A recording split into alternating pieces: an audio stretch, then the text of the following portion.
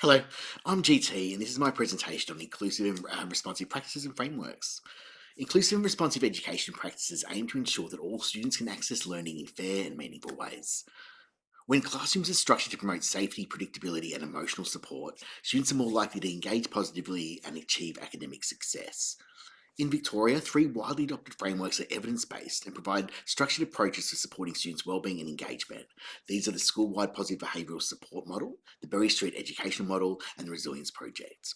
Whilst they're all very different, the similarity across each model is that behaviour is treated as a learning opportunity and not seen as an error which must result in punishment. The school-wide positive behavioural support model is supported by extensive research demonstrating its effectiveness in promoting pro-social behaviour and reducing disruptive incidents. If we look at the research, we can see that this approach preserves students' dignity, reduces escalations, and supports development of self-regulation. When implemented consistently, this model has been shown to enhance well-being and strengthen academic outcomes. The framework is grounded in the principle that behavioural skills can be explicitly taught, practiced, and reinforced in the same way as academic skills. When students make a behavioural mistake, teachers reteach expectations, provide prompts, and offer opportunities to practice. It's based on a three-tier model. We don't have time to go into the detail today, but basically the first tier is the whole school, and then tier 3 is that top 15% of students that that have been identified as students with behavioural issues that need special consideration. In classroom practice, this model involves explicit teaching of routines, constant reinforcement of explicit behaviours, and regular acknowledgement of positive choices. An example for year 9 is just say entering the classroom. So maybe expectation is set for students to wait outside for the teacher to arrive, follow the teacher in the room, stand behind their desks until the teacher tells them they can sit down. This predictable and educative approach fosters psychological safety, particularly for students who experience challenges with regulation or social understanding. Now, the Berry Street educational model focuses on supporting students feel safe, regulated, and connected, conditions that are essential for learning, particularly for students affected by trauma. So, the Berry Street educational model integrates trauma-informed practices, positive education, and wellbeing strategies to build students' capacity for sustained engagement. Trauma-informed approaches have been shown to improve engagement, reduce behavioural incidents, and increase students' sense of belonging and emotional safety. This model is organised into 5 domains, which you can see on this great diagram from Summerville Rise Primary School.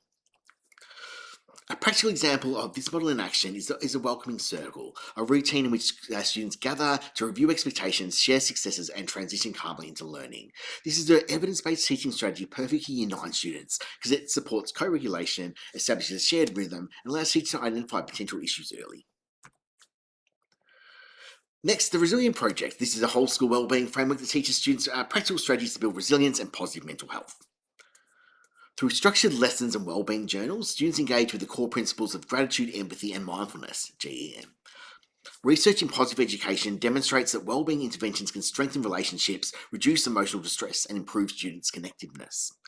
Schools implementing the Resilience Project report improved wellbeing, stronger relationships, and increased engagement. In classroom practice, the Resilience Project involves explicit teaching of wellbeing concepts, regular emotional check-ins, and modelling of positive relational behaviours. For Year 9, these practices can be reinforced through journaling, reflection, and strength-based feedback, potentially sitting down with a teacher one-on-one each month to check on progress and goal setting for the future. Personally, I come from an LGBTQIA plus background, so a sense of belonging is something that's often quite difficult to achieve in certain scenarios. School is one of those scenarios, so championing educational models that will promote the sense of well-being that was so important to me is something I'm committed to achieving when I eventually become a teacher. My commitment to fostering full participation is grounded in the understanding that successful trauma-informed practices rely on learners feeling secure enough to contribute. And the beauty of these models is whilst they're very similar, they're also very different. The school-wide positive behavioural support model, this establishes clear routines and expectations. Berry Street instructional model reinforces the importance of relationships and regulation, and the Resilience Project strengthens wellbeing through gratitude, empathy, and mindfulness. Now, these are they can be implemented independently, or they can be implemented collectively. And you'll find that many schools will have a combination of these, and there's also other models that they also bring in. So the combination of models is really strong, as these approaches do complement each other in that they all set students up to succeed. Behavioural issues are seen as learning opportunities, and kids that are struggling in that area aren't just being slammed by the teacher throughout the day. So. And independently or collectively, these approaches help students develop confidence, resilience, and a sense of belonging, conditions that are essential for meaningful participation in learning. Thanks for your time. Here are my references.